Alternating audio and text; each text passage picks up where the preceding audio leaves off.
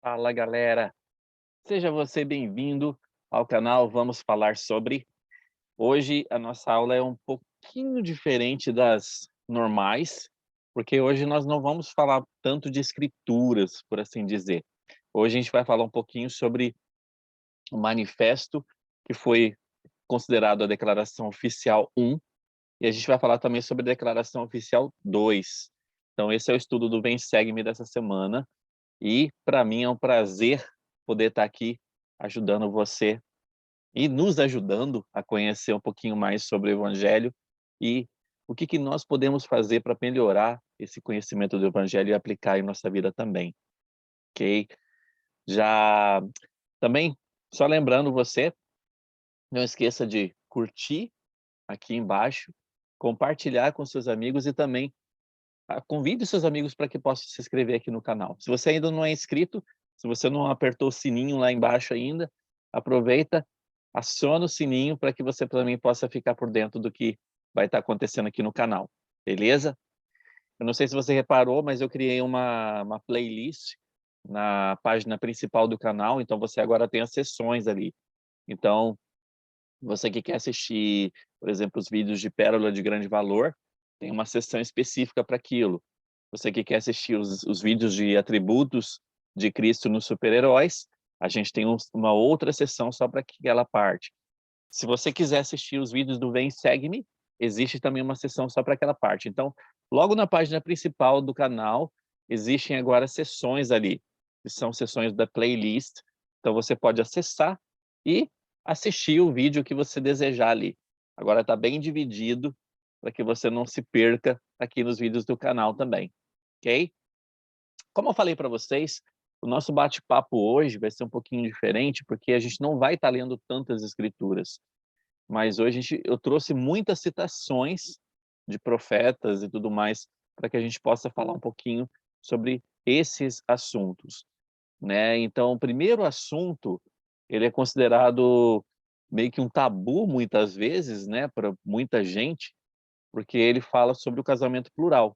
E a gente já teve uma aula falando sobre o casamento plural, mas a gente vai bater um papinho sobre isso, sobre quando o casamento plural deixou de acontecer na história da Igreja de Jesus Cristo, e também a segunda declaração oficial, ela, na verdade, trouxe a chance para que todas as pessoas, todos os homens dignos, pudessem ter o sacerdócio, independente de cor, raça, etc. Então, a gente vai falar um pouquinho também sobre essa segunda declaração hoje. Outro tema dessa semana relacionado ao Vem e Segue-me seria relacionado às regras de fé, tá? Mas as regras de fé eu não vou falar nesse vídeo sobre as regras de fé. Durante a semana, eu pretendo colocar aqui no canal um vídeo falando somente sobre as regras de fé, tá bom? Então a gente vai falar um pouquinho sobre isso durante a semana. Mas vamos começar então falando um pouquinho sobre o cenário histórico que originou ali a primeira declaração oficial, ok? Então, só para a gente poder se situar na parte histórica, depois que os santos migraram lá para o Vale do Lago Salgado, o casamento plural ele começou a ser praticado abertamente. Então, embora o casamento plural tenha se tornado mais difundido entre os santos, provavelmente esse casamento nunca foi praticado pela maioria dos membros adultos da igreja. Para quem não sabe, casamento plural foi um mandamento que o Senhor deu para que homens pudessem ter mais de uma esposa. Mas existia realmente uma, uma razão principal para isso acontecer. E uma das razões principais para isso acontecer é que filhos, né, lá do mundo da vida pré-mortal, pudessem ganhar corpos e virem aqui para a Terra. Tá? Então, esse era um dos motivos. O outro motivo é porque era uma época de muitas guerras, então muitos homens acabaram morrendo, né? E muitas mulheres acabaram ficando viúvas. Então, um outro motivo para acontecer o casamento plural que o Senhor estabeleceu foi esse. Uma coisa importantíssima sobre o casamento plural é que ele só foi permitido porque ele foi considerado um mandamento de Deus para uma determinada época. E chegou uma época que ele não era para ser considerado mais um mandamento. Então, a partir daquele momento, ele passou a ser proibido de acontecer. E é isso que nós temos na história da igreja até hoje. Hoje em dia, a questão de casamento plural é uma coisa proibida. Não deve acontecer. Tá? Então, entre as décadas de 1860 a 1880, o governo dos Estados Unidos aprovou leis destinadas a impedir essa prática. Então, o governo americano estabeleceu leis contra essa prática. Então, isso foi uma das razões também que levou ao final desses casamentos plurais também. Em 25 de setembro de 1890, depois de buscar a orientação do Senhor, é claro, em espírito de oração, e receber uma revelação do Senhor também, o presidente Woodrow publicou a primeira declaração oficial, que é chamada de O Manifesto. Nesse manifesto, ele aconselhava então os membros de se absterem de celebrar casamentos proibidos pelas leis no país, inclusive e principalmente casamentos plurais. Tá? Então, essa foi a declaração oficial número 1. Então, embora o número relativamente pequeno de casamentos plurais tenha sido realizado após o manifesto de Woodruff, esse manifesto acabaria resultando no fim da prática do casamento plural pelos membros da igreja. Então, esse aqui foi o primeiro estopim para que essa prática pudesse parar, pudesse acabar. Nós já tivemos, como disse agora há pouco, nós já tivemos uma aula falando só sobre isso, e como que alguns membros se sentiram sobre o casamento plural, como que algumas mulheres se sentiam, como o próprio Joseph Smith se sentiu perante o Senhor em relação ao casamento plural também. Então, é uma coisa importantíssima nós lembrarmos aqui. Essa prática, ela foi concedida naquela época porque foi um mandamento do Senhor. Então, é uma coisa importantíssima que possamos nos lembrar. Assim como essa prática existia na época de Abraão, na época do rei Davi, então, na época de outros profetas, que também tiveram outras esposas, isso aconteceu somente porque ele era um mandamento. Então, existia um porquê de acontecer. O elder Brigham H. Roberts, que na época servia como membro do Quórum dos 70, ele estava em um trem para Salt Lake City quando viu um artigo no jornal anunciando o manifesto do presidente Woodrow.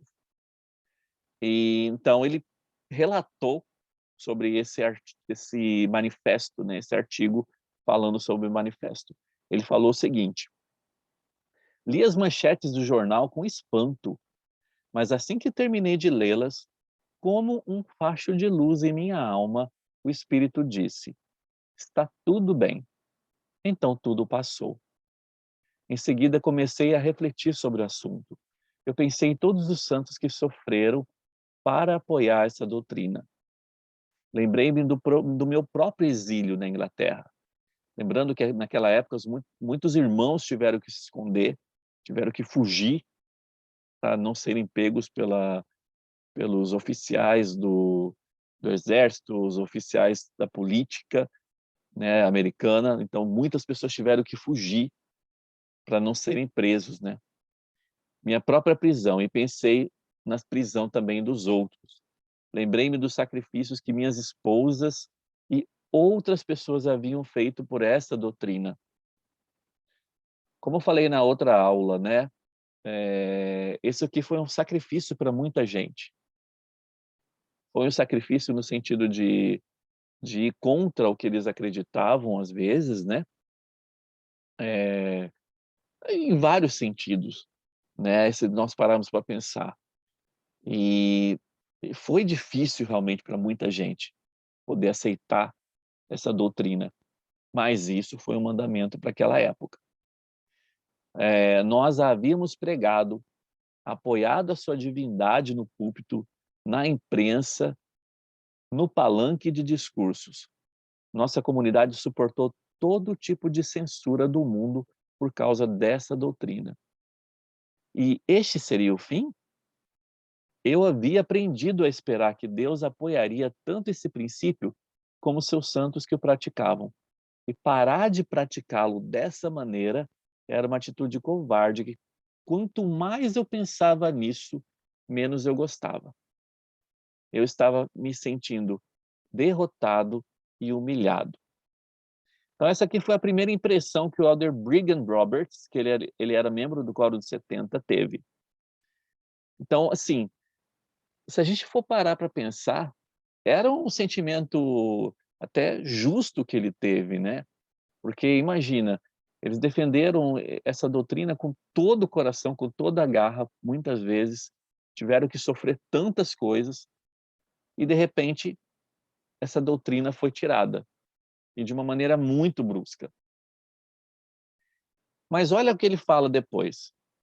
Aos poucos, eu comecei a me lembrar do facho de luz que veio a mim quando ouvi pela primeira vez sobre o manifesto. E, por fim, meus sentimentos se reconciliaram com ele. Talvez eu tenha transgredido ao afastar de mim o primeiro testemunho que recebi em relação a ele e permitido que meus próprios preconceitos e a minha própria razão humana, de visão curta, resistisse à inspiração de Deus e ao testemunho de que o manifesto estava certo. Então ele imediatamente se arrependeu do que ele estava pensando, né? Então, quando ele fala depois, quando esse fato começou a despontar em minha mente, arrependi-me de meu erro e solicitei mais fervorosamente o Espírito de Deus para obter um testemunho e gradualmente esse testemunho chegou, veio para mim. Como que será que essa experiência que o Elder Roberts teve pode ajudar alguém que esteja tendo dificuldades para seguir a liderança ou conselhos do profeta do Senhor? Então, se você tem alguma pessoa que você conhece, ou você mesmo, né, que talvez possa tá tendo alguma dificuldade para aceitar o que a liderança está dizendo, ou aceitar algum conselho que o profeta possa tá nos aconselhando, como é que essa experiência do Elder Roberts pode ajudar você ou ajudar alguma outra pessoa? Comenta aí embaixo. O que você acha? Duas coisas a gente aprende com essa situação do manifesto. Primeiro, que o Senhor jamais permitirá que o presidente da igreja desvie a igreja do caminho correto. Então, essa é a primeira doutrina que nós aprendemos aqui. O presidente da igreja nunca vai desviar a igreja do caminho correto. Porque a partir do momento que ele for fazer isso, ele vai ser tirado como presidente da igreja. A segunda doutrina que nós aprendemos aqui com essa história toda é que o Senhor dá revelação contínua a seus profetas, de acordo com as necessidades e circunstâncias de sua igreja e de seu povo. Então, o Senhor dá revelação contínua de acordo com a necessidade que os membros estão passando naquele tempo. Então, naquela sociedade que eles estão vivendo. Por isso que, na verdade, é tão importante que a revelação seja contínua, né? Então é importantíssimo saber que o Senhor está disposto a dar revelação contínua até hoje em dia para os santos profetas, para que nós possamos saber como lidar com situações que estão acontecendo em nossos tempos. Então, o manifesto aconteceu mediante a essa situação, né? Então, existia uma situação política no país, existia uma situação que era contrária ao que estava acontecendo. Então, o Senhor providenciou para que o manifesto fosse, então, declarado pelo presidente Woodrow. E aquele foi o início, então, do final do casamento plural.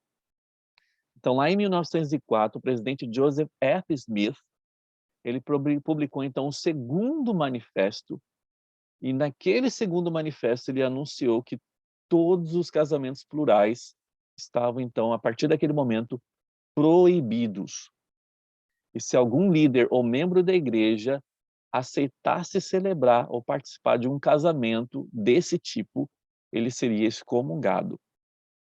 E essa norma continua, então, até hoje.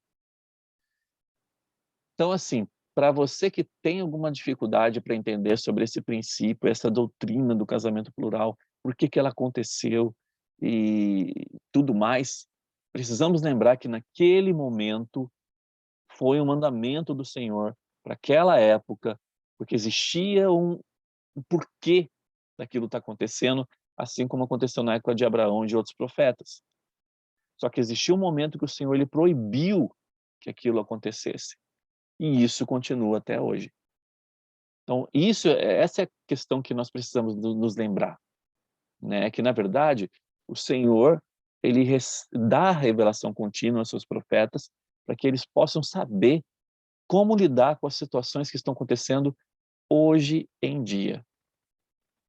Hoje em dia, por exemplo, se nós formos pensar um pouquinho no que o presidente Nelson tem falado, ou no que as autoridades gerais têm falado hoje em dia, hoje nós estamos aceitando muito mais as situações que estão acontecendo fora da igreja, né? Por exemplo,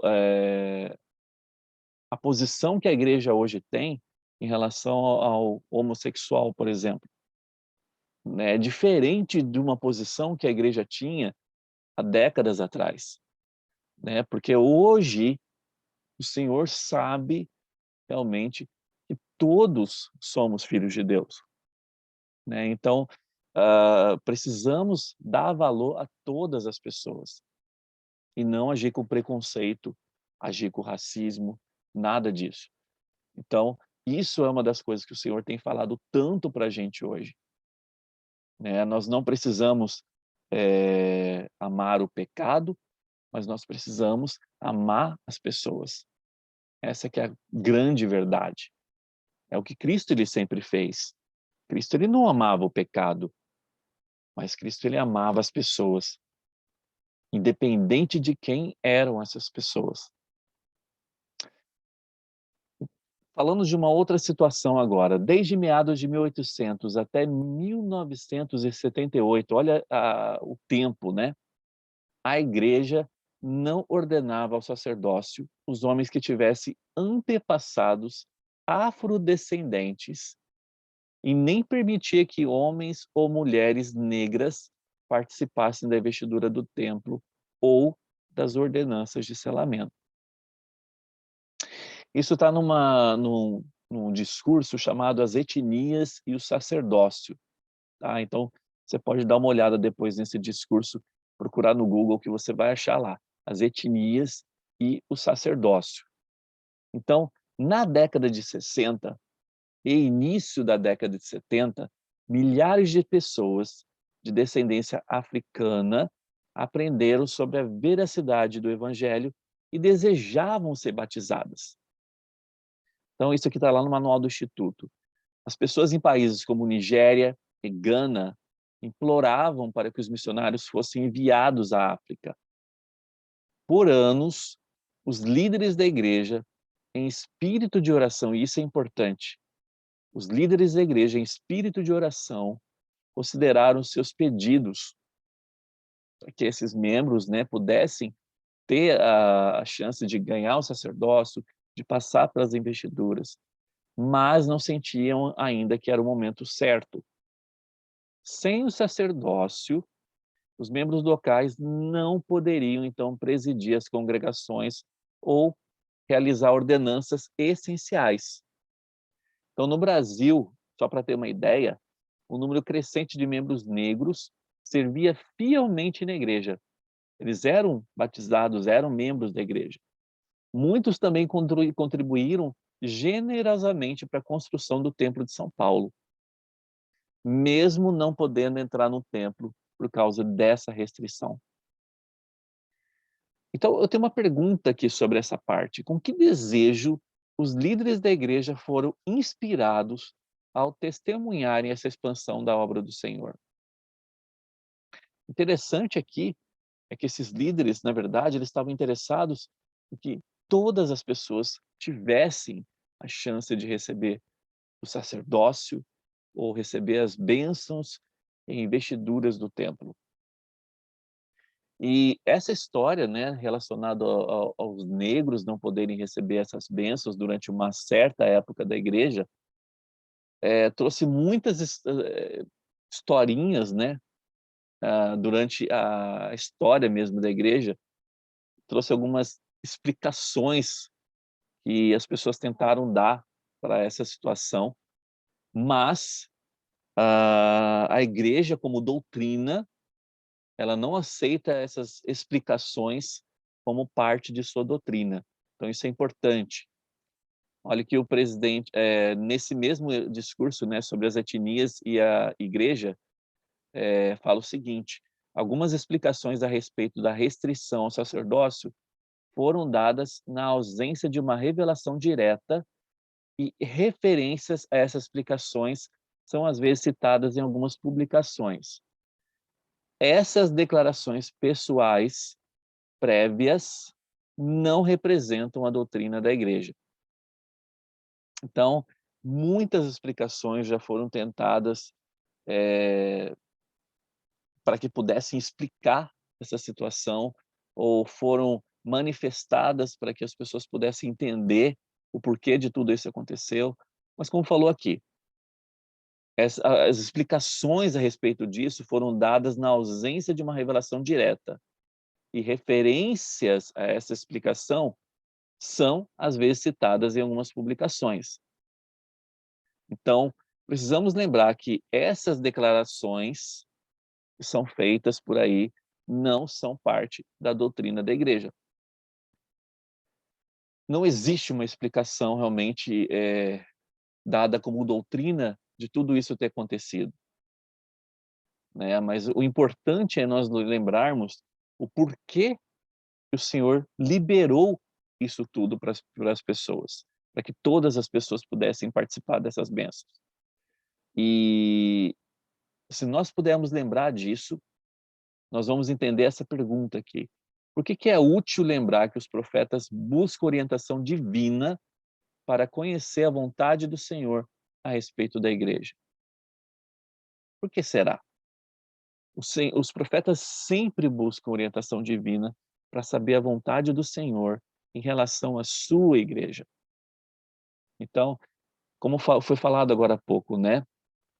Eles buscaram durante muito tempo, uma resposta do Senhor, para que esse dia em que todos pudessem participar dessas bênçãos chegasse. E ele chegou. E, na verdade, a partir daí, então, nós temos a segunda declaração oficial. Então, lá em 1978, o presidente Kimball se tornou particularmente preocupado com relação às restrições do sacerdócio do templo. E muitas vezes o presidente Kimball orou e ponderou lá no templo sobre esse assunto. Ele também frequentemente se aconselhava com autoridades gerais e os convidava a expressar sentimentos a esse assunto. Olha que interessante, o presidente Kimball, que era o profeta da igreja, sempre se reunia com outras autoridades gerais para que eles juntos pudessem compartilhar sentimentos relacionados a essa situação. Então, isso incomodava tanto o presidente Kimball, que ele pediu muito ao Senhor que essas restrições fossem tiradas na história da igreja. E ele falou o seguinte: eu sabia que estávamos prestes a receber algo de suma importância para muitos dos filhos de Deus. Eu sabia que só poderíamos receber as revelações do Senhor se fôssemos dignos, estivéssemos preparados para elas e nos dispuséssemos a aceitá-las e aplicá-las. Dia após dia, fui sozinho e com grande solenidade e seriedade à sala superior do templo. E lá ofereci minha alma e meu empenho para levar a obra avante. Eu queria fazer a vontade do Senhor. Eu mencionei essa questão e disse-lhe: Senhor, eu quero fazer apenas o que é certo. Pretendemos apenas agir conforme a tua vontade e queremos aplicá-la quando o desejares e não antes. Isso está lá no Ensinamentos do Profeta Kimball, de 2006, na página 263. Se a gente pegar essa citação do presidente Kimball, o que mais destaca para você o esforço do presidente Kimball para buscar a orientação do Senhor? Dessa citação que eu acabei de ler, o que mais se destacou para você sobre essa persistência, esse esforço que o presidente Kimball teve para buscar essas orientações relacionadas a esse assunto, provenientes do Senhor? Como que o exemplo do presidente Kimball pode nos ajudar quando nós buscamos orientação do Senhor? Pensa um pouquinho sobre isso. Como é que esse exemplo pode nos ajudar a buscarmos orientação do Senhor? E isso realmente aconteceu, de tanto sim, o presidente Kimball buscar essas orientações do Senhor incansavelmente. Em 1º de junho de 1978, os membros da primeira presidência e do Quórum dos 12 se reuniram no templo de Salt Lake. Eles vieram ao templo em jejum. O presidente Kimball mencionou suas conversas anteriores sobre conceder o sacerdócio e as bênçãos do templo a todos os membros dignos da igreja. Ele pediu a cada pessoa presente ali naquele momento que compartilhasse a sua opinião sobre o assunto. Então, o presidente Kimball sugeriu que eles se unissem em oração. E aí ele recebeu, então, a resposta do Senhor. E olha o que ele fala. Ele ouviu nossas orações. E por revelação, confirmou que era chegado o dia, há muito prometido, em que todo o homem da igreja, fiel e digno, poderia receber o santo sacerdócio, com poder para exercer sua autoridade divina e usufruir com seus entes queridos todas as bênçãos que dele provêm, incluindo-se as bênçãos do templo. Portanto, todos os homens dignos da igreja podem ser ordenados ao sacerdócio, independente de sua raça ou cor. Instruímos os líderes do sacerdócio a seguirem a diretriz de cuidadosamente entrevistar todos os candidatos à ordenação, seja o sacerdócio arônico ou ao de Melquisedeque, para verificar se atende aos padrões de dignidade estabelecidos.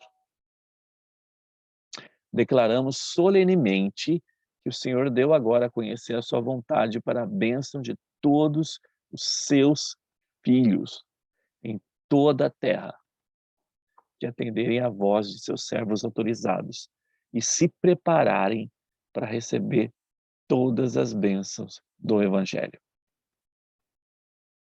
Essa foi a declaração oficial número 2. Isso aqui está lá nessa declaração.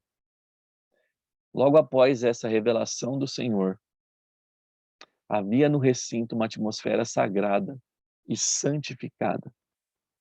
Para mim, era como se tivesse surgido uma conexão direta entre o trono celestial e o profeta de Deus, que estava ali ajoelhado e suplicava ao lado dos apóstolos. O Espírito de Deus estava presente. E pelo poder do Espírito Santo, veio aquele profeta uma certeza de que aquilo pelo qual havia orado era certo, que o tempo havia chegado e que então as maravilhosas bênçãos do sacerdócio deveriam ser concedidas a todos os homens dignos de toda a parte, independente de sua linhagem. Todos os homens daquele círculo, pelo poder do Espírito Santo, receberam a mesma certeza. Nenhuma voz audível aos nossos ouvidos físicos foi ouvida, mas a voz do Espírito sussurrou com certeza em nossa mente e nossa alma. Deixamos aquela reunião subjugados, reverentes e felizes. Nenhum dos presentes naquela reunião foi o mesmo depois. Tampouco a igreja foi a mesma. Isso foi falado pelo presidente Gordon B. Hinckley na revista Ensign, de outubro de 1988. Está lá na página 70. Tem uma outra situação aqui, que foi falada pelo Bruce R. McConkie. E ele deu essa situação para um simpósio aos professores de religião do sistema da igreja, né, em 18 de agosto de 78. E ele fala sobre essa experiência também. Naquela ocasião, por causa da insistência e da fé, e por ter chegado a hora e o tempo, o Senhor derramou o Espírito sobre a primeira presidência e os 12 de modo milagroso e maravilhoso. Além de tudo que todos ali presentes haviam vivenciado na vida. A revelação veio ao presidente da igreja, também veio a cada uma das pessoas presentes. O resultado foi que o presidente Kimball soube, e cada um de nós também, que independente de qualquer outra pessoa, por revelação direta e pessoal a nós, que o tempo havia chegado para conceder o evangelho e todas as suas bênçãos às pessoas de todas as nações, culturas, raças e povos. Como eu disse, isso foi falado pelo presidente Bruce R. McConkie. Aprendemos, então, com essas declarações oficiais, duas verdades principais. Os profetas buscam orientação divina para saber a vontade do Senhor em relação à igreja. Essa é uma verdade principal. E o Senhor dirige a igreja por meio de suas revelações e por meio de seus profetas. Eu tenho uma pergunta para você. De que maneira o entendimento dessas duas verdades pode nos ajudar a ter fé para seguir os conselhos que os profetas recebem do Senhor? Lembrando, os profetas buscam orientação divina para saber a vontade do Senhor em relação à igreja. Essa é a primeira verdade. A segunda, o Senhor dirige a sua igreja por meio de revelação a seus profetas. Comenta essa pergunta aí embaixo do vídeo, beleza? Fala um pouquinho sobre ela. Uma carta, então, anunciando a revelação de 1º de junho de 78 foi publicada oficialmente no dia 8 de junho de 78. Eu nasci no dia 9 de junho, um dia antes dessa carta, olha que legal. Alguns meses mais tarde, o presidente N. Eldon Tanner, da primeira presidência, ele apresentou a revelação aos membros da igreja em uma conferência geral semestral para voto de apoio. Nessa conferência, então, os membros da igreja presentes aceitaram por unanimidade a revelação como a palavra e vontade do Senhor. Ou seja, a partir daí ela passou a ser, então, a declaração oficial número 2. Como resultado da revelação, encerrando as restrições do sacerdócio e do templo, os missionários agora pregam o evangelho em quase todos os países da África. Templos foram construídos desde aquela época naquele continente. E centenas de milhares de descendentes de africanos receberam as ordenanças do evangelho para si e para seus antepassados falecidos. Eu gostaria de encerrar esse bate-papo com uma citação do presidente Elvésio Martins. O presidente Elvésio Martins, ele estava na igreja, né? Ele foi uma das pessoas que ajudou muito na construção do Templo de São Paulo. E ele era, hoje em dia, né? Ele é bem reverenciado na igreja, né? Porque ele era um dos primeiros líderes ali, negros naquela época. E aqui fala um pouquinho sobre isso. No Brasil, Elvésio e Rudá Martins e seus filhos se filiaram à igreja em julho de 72. Elvésio e Rudá são de descendência africana. Elvésio contou: tínhamos encontrado a verdade e nada nos impediria de vivê-la. Quando o Espírito nos diz que o Evangelho é verdadeiro, como podemos negá-lo? Como a família Martins havia recebido o testemunho do Evangelho por meio do Espírito Santo, eles então podiam seguir adiante, confiando no Senhor, mesmo que sua família não pudesse desfrutar de todas as bênçãos do sacerdócio e do templo. Em 75, o presidente Kimball anunciou que um templo seria construído em São Paulo. Elvésio relembrou: embora não esperássemos entrar nele, trabalhamos para a construção do templo, exatamente como os outros membros. Era a casa do Senhor, afinal. A irmã Martins vendeu suas joias para ajudar com a arrecadação de fundos, e o irmão Martins serviu no comitê de publicidade. Isso foi de Malharrona de 1990. Ele continua: eu não pude conter minha emoção. Rudá e eu fomos para nosso quarto, nos ajoelhamos e oramos. Choramos ao agradecer ao Pai Celestial por algo que estava somente em nossos sonhos. Quando ele ouviu que o sacerdócio estaria liberado para todas as pessoas. O dia realmente chegara, e chegara em nossa vida mortal. A família Martins, então, foi selada no Templo de São Paulo, e seu filho Marcos estava entre os primeiros membros da igreja de descendência africana a servir uma missão de tempo integral depois da revelação de 1º de junho de 78. Elvésio Martins serviu como líder do sacerdócio local aqui no Brasil e, por fim, foi chamado para servir como membro do 2º Coro dos 70. Irmãos, eu espero que possamos ter entendido realmente o teor dessas duas declarações oficiais. Eu acho que a grande importância que nós podemos aprender é que o Senhor não faz distinção de pessoas. O Senhor ama todas as pessoas.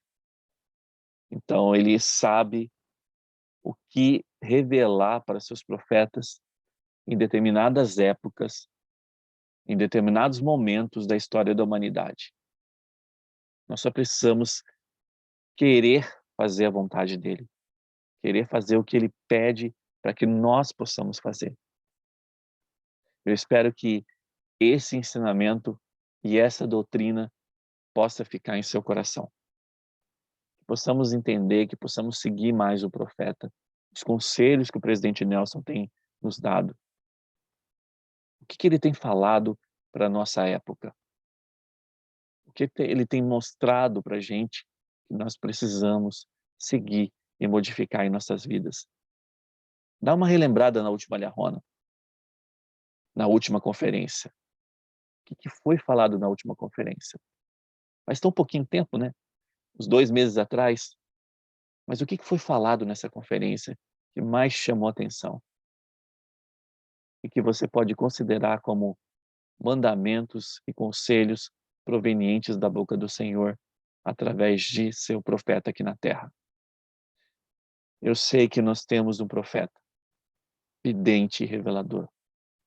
Eu sei que o presidente Nelson é o profeta para nossa época, é o profeta para nossos dias. Eu sei o que ele tem recebido, realmente é para nos ajudar. Possamos conhecer o que ele e os apóstolos têm passado para a gente. Espero que isso possa ficar na nossa mente, que possamos realmente querer aplicar isso, seguir esse conselho tão especial que o Senhor tem para a gente.